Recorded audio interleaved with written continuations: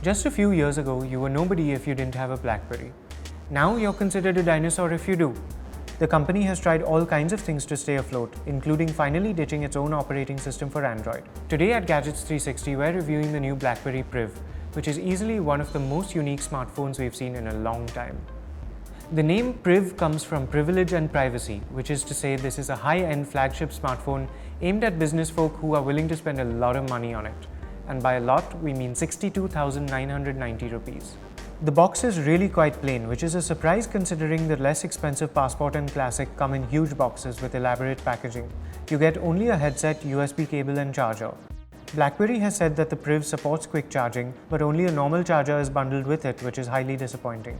The Priv is built out of metal, glass and carbon fiber, and it feels really solid. The sliding mechanism is durable and we were never worried about it. The 5.43-inch 1440 by 2560 pixel screen has a slight curve on both sides, but isn't as dramatic as the one on the Samsung Galaxy S6 Edge. It's bright and sharp with great colors.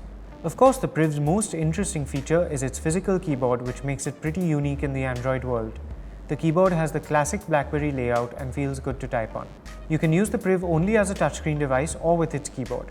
You can type just like you would on an old BlackBerry, but you have to keep moving your fingers and shifting balance to use the touchscreen. The Priv runs Android 5.1.1 with minor interface modifications. You'll see the trademark red BlackBerry splat on icons instead of the usual number of notifications. An app called Detect gives you an overview of the device's security. You can swipe up or down on some home screen icons to reveal widgets for those apps. The BlackBerry Hub now lives as a standalone app. You can manage multiple email and messaging accounts in one unified inbox, and it works really well.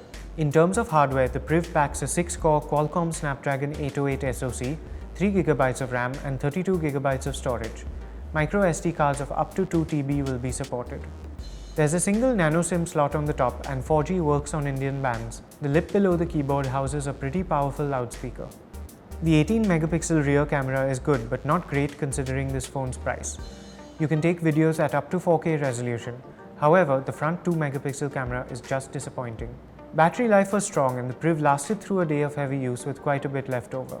At the end of the day, even if you like the Priv for its looks, keyboard and software, the rest of it is just an ordinary Android phone, and you can get comparable features for half as much.